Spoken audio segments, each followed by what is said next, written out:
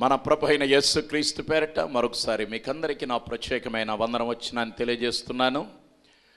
కొద్ది వారాలుగా విశ్వాసాన్ని గురించి మనం నేర్చుకుంటూ వస్తున్నాం. ఈరోజు కూడా అబ్రహాములో ఉన్న 5 విశ్వాసాలను గురించి నేర్చుకుందామని ప్రభునందు ఆశపడుతున్నాను. అందుకు గాను ఆరంభములో ఆదికాండము 12వ అధ్యాయము 1వ వచనాన్ని చదువుకుందాం. యెహోవా, నీవు లేచి నీ దేశము నుండి, నీ బంధువుల యొద్ద నుండి, నీ తండ్రి ఇంటి నుండి బయలుదేరి నేను నీకు చూపించు దేశమునకు వెళ్ళుము. నేను నీకు చూపించు దేశమునకు వెళ్ళుము. దేవుడు అబ్రహాముతో మాట్లాడిన గొప్ప మాట, నేను చూపించు దేశానికి వెళ్ళుము. మనం గతంలో హెబ్రీ పత్రికల నుంచి నేర్చుకున్నాం కదా, ఎక్కడికి వెళ్ళవలెనో అబ్రహాముకు తెలియకయే తాను బయలుదేరినట్లుగా మనం నేర్చుకున్నాం. అబ్రహాము విశ్వాసం యొక్క 5 ప్రత్యేకతలు మనం ఈరోజు నేర్చుకుందాం. మొట్టమొదటిగా అబ్రహాములో ఉన్న విశ్వాసం వేగవంతమైన విశ్వాసము, ప్రాంప్ట్ ఫెయిత్ అన్నమాట. ప్రాంప్ట్ ఫెయిత్, వేగవంతమైన విశ్వాసము.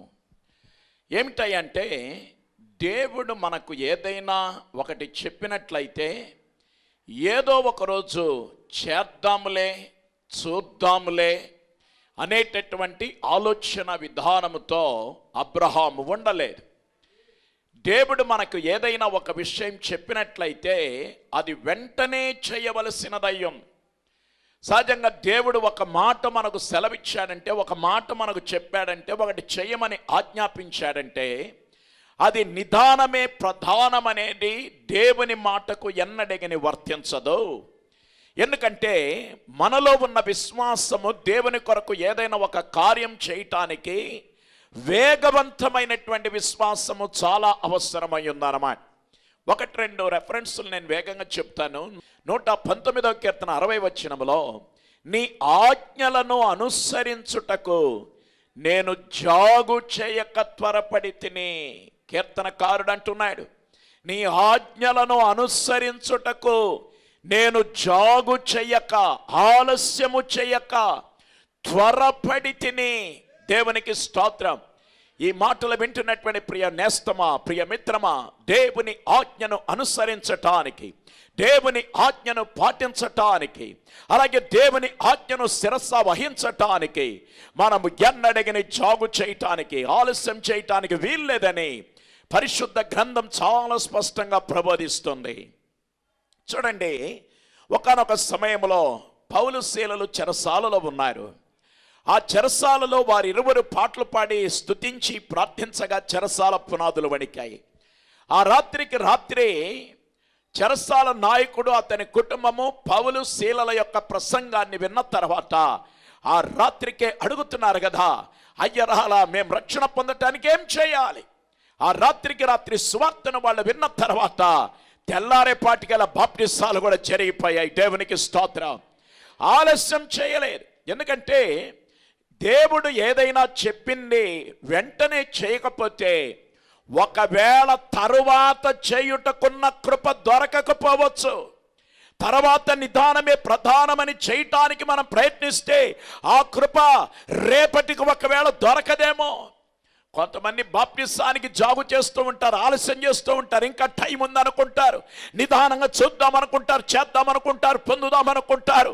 మిత్రమా, రేపటి దినము నీది కాదు, వచ్చే సంవత్సరం నీది కాదు, వచ్చే నెల నీది కాదు, ఒక్క మాటలో చెప్పాలంటే వచ్చే నిమిషము కూడా నీది కాదు.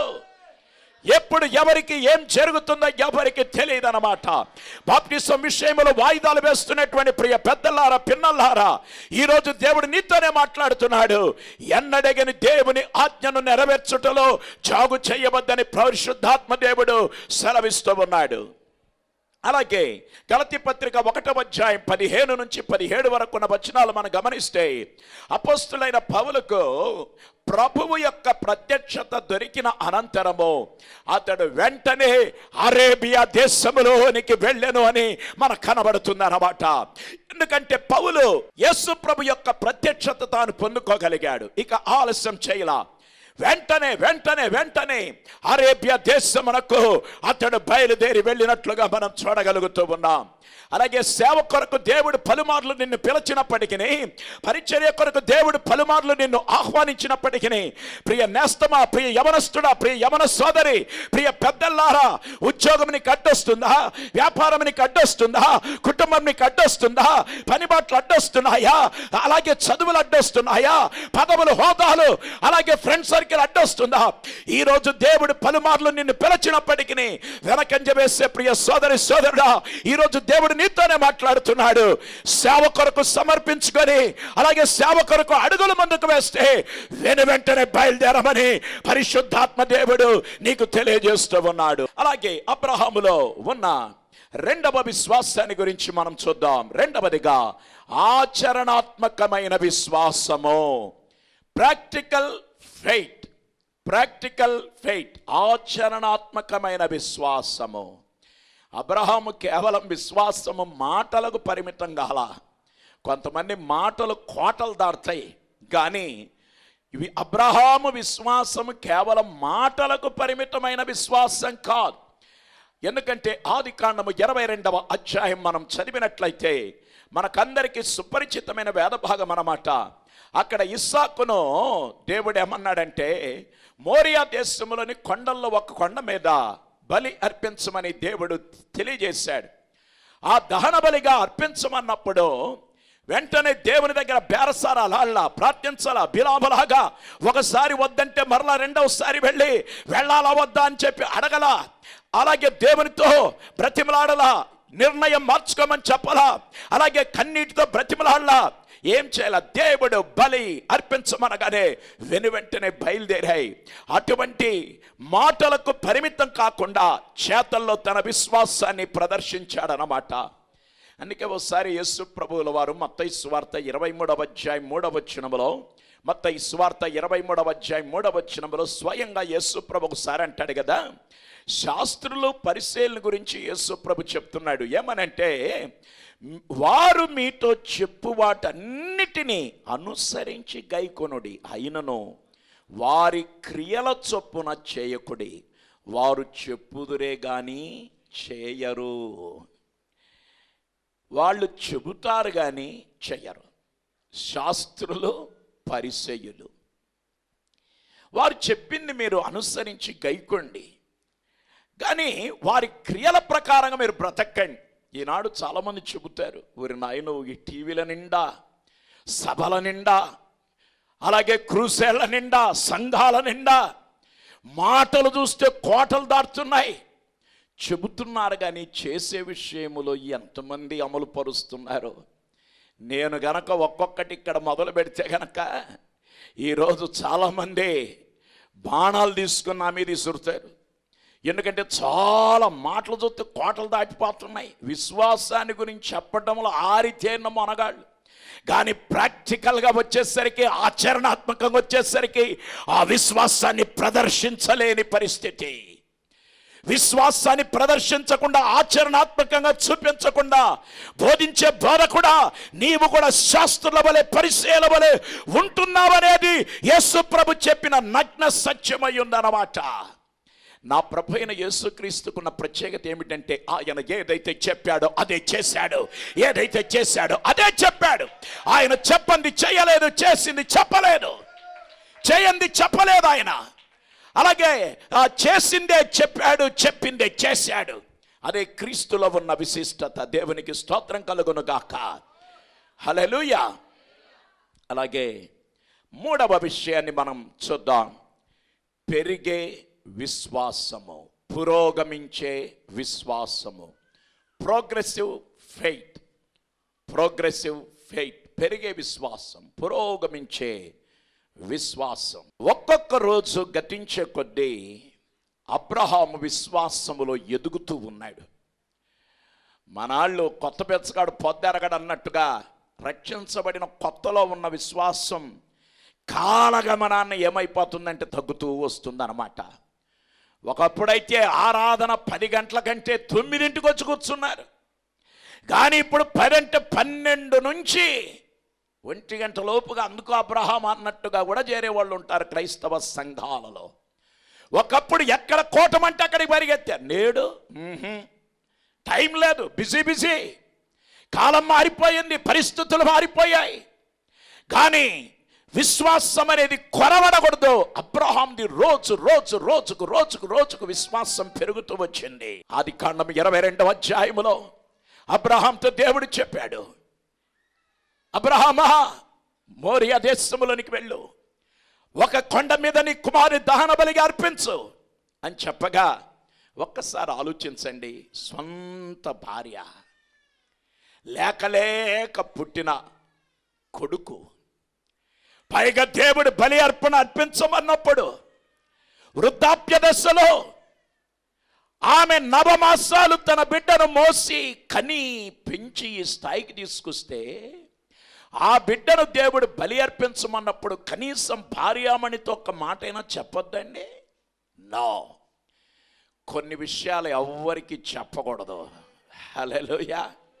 నెహమ్యా కూడా పడిపోయిన ప్రాకారములు నిర్మించటానికి బయలుదేరి వెళ్ళినప్పుడు, యెరూషలేములో కాలు పెట్టినప్పుడు అక్కడ అధికారులు ఉన్నారు, యాజకులు ఉన్నారు, అలాగే అధికారులు ఉన్నారు, పెద్దవాళ్ళు ఉన్నారు, పనిచేసే వాళ్ళు ఉన్నారు, ఎంతెంతో ఆరితేరిన వారు ఉన్నారు. కనీసం ఒక్కరికి కూడా ఒక్క మాట కూడా చెప్పాలా. ఆయన ఎక్కిన పశువుకు కూడా తెలియదు ఎక్కడికి వెళ్తుందో. అలాగే రాత్రిపూట శత్రువులకు భయపడకుండా అప్పటికే టోబియా, సన్బల్లట్టు లాంటి దుష్ట శక్తులు నెహమ్యాకు విరోధంగా యెరూషలేమునకు క్షేమం కలగజేయువాడు వచ్చాడనే వార్త వినగానే కన్నెర్ర చేసి దుష్ట చూపులు, విషపు చూపులు నిలిపిన వారు ఎప్పుడైనా అమాంతంగా మీద పడతారనే భయానికి కూడా తావు లేకుండా నెహమ్యా రాత్రిపూట ఒంటరిగా ఒక్కరికి కూడా తెలియకుండా ఊరంతర నిద్రానవస్థలో ఉంటూ ఉండగా నెహమ్యా ఒంటరిగా ప్రయాణమై వెళ్తున్నాడు. ఆ వీధుల్లో గుండా వెళ్తూ ఉంటే ఒక ప్రాంతానికి రాగానే అక్కడ రాజులు స్నానాలు చేసే ఒక భాగం ఉందన్నమాట. ఆ ప్రాంతానికి వస్తే కోటగోడలు పడిపోవటమే కాదండోయ్, అక్కడ ఏమైపోయిందంటే గుట్టలుగా ఉండి కనీసం పశువు కూడా ఆ గుట్ట దాటలేని పరిస్థితులు ఆగిపోగా నెహమ్యా ఆగిపోకుండా పశువు మీద నుంచి క్రిందికి దిగి వెంటనే దాటి వెళ్ళి మరి చూచి సర్వే చేసి వచ్చి అంత అయిపోయిన తర్వాత ఒంటరిగా అప్పుడు యాజకులకు చెప్పాడు, అప్పుడు అధికారులకు చెప్పాడు, అప్పుడు పనివారికి చెప్పారు, మన మీద నుంచి నింద తొలగబోతుంది, లే పని చేద్దామన్నప్పుడు అప్పుడు ప్రజలు స్పందించటం జరిగింది. కొన్ని విషయాలు ఎవ్వరికి చెప్పబాకు, అందరికి చెప్పి ఊరంతా చాటి అప్పుడు బయలుదేరితే నీకు విజయం దొరక్కపోవచ్చు, నీ పనికి అడ్డుపడవచ్చు, నీ కార్యక్రమానికి అడ్డుపడవచ్చు. అందుకే ప్రతి విషయాన్ని తీసుకువెళ్ళి ఎవరికో చెప్పి చేయాల్సిన అవసరం లేదని ప్రభు పేరట బ్రతిమలాడుతున్నాను. ఇక్కడ చూడండి, అబ్రహాము శారమ్మకు కూడా చెప్పలా. దాదాపు 3 రోజులు వేదనతో నిండిన హృదయం. ఎవరైనా ఎంత దేవుని ప్రేమించినా స్వంత కొడుకును బలి అర్పించడం అనేది ఆనందంతో వెళ్ళరు కదా. బలి అర్పించటానికి సిద్ధమయ్యాడు, విశ్వాసానికి ఏమాత్రమే డోకా లేదు. కానీ తన కుమారుడు కాసేపట్లో, కొద్ది గంటల్లో నా కళ్ళ మీద నుంచి అప్రత్యక్షం కాబోతున్నాడనే వార్త ఆ తండ్రి గుండెను పిండేసి ఉంటుందన్నమాట. వేదనతో గుండె మొత్తం నిండిన పాదములు వెనక్కి పడలా, అతని పాదములు ముందుకే నడుస్తున్నాయి. గుండెంత వేదన, మనస్సంత వేదన, హృదయమంతా వేదన, బరువెక్కిన శరీరం, బరువెక్కిన మనస్సు, బరువెక్కిన హృదయం. అయినా ఏమాత్రమే అడుగులు వెనక్కి పడకుండా ముందుకే అడుగులు పడ్డాయి. విశ్వాసమునకు కర్తయు దాన్ని కొనసాగించువాడు నాయన యేసు వైపు చూచుచు మన ముందు ఉంచబడిన పందెపు రంగములో ఓపికతో పరిగెత్తాలి. ప్రియ సోదరి సోదరుడా, పెరుగుతుంది విశ్వాసం. ఒక్కొక్క అడుగు ముందుకు పడే కొద్దీ, ఒక్కొక్క రోజు దాటే కొద్దీ అబ్రహాములో విశ్వాసం పెరుగుతుందే గాని అది తరిగిపోలేదన్నమాట. హల్లెలూయా. చివరికి విశ్వాసం పెరుగుతూ ఉండగానే 3 రోజుల్లో ఆ పాదములు, ఓ స్తోత్ర, మోరియా దేశములోని కొండ మీదికి ఆ పాదములు అతని కుమారుని చేర్చగలిగాయన్నమాట. విశ్వాసముతో ఇస్సాకును బంధించి బలిపీఠం మీద ఉంచాడు. అలాగే విశ్వాసం అనే మాట గనక అబ్రహాములో నుంచి తీసేస్తే అబ్రహాము ఎవరవుతారంటే నరహంతకుడు అవుతాడు. అక్కడ ఆలోచించండి, విశ్వాసము అనే మాట పక్కకు తీయండి, ఇక అబ్రహాం ఎవరంటే ఒక నరహంతకుడు అయిపోతాడు అక్కడ. అందుకే విశ్వాసము అనే మాట మన జీవితంలో ఎల్లప్పుడూ ఉంటూనే ఉండాలి. పౌలు ఒకసారి కొరింథీయులతో ఈ రీతిగా చెప్తున్నాడు కదా. అపొస్తలుడైన పౌలు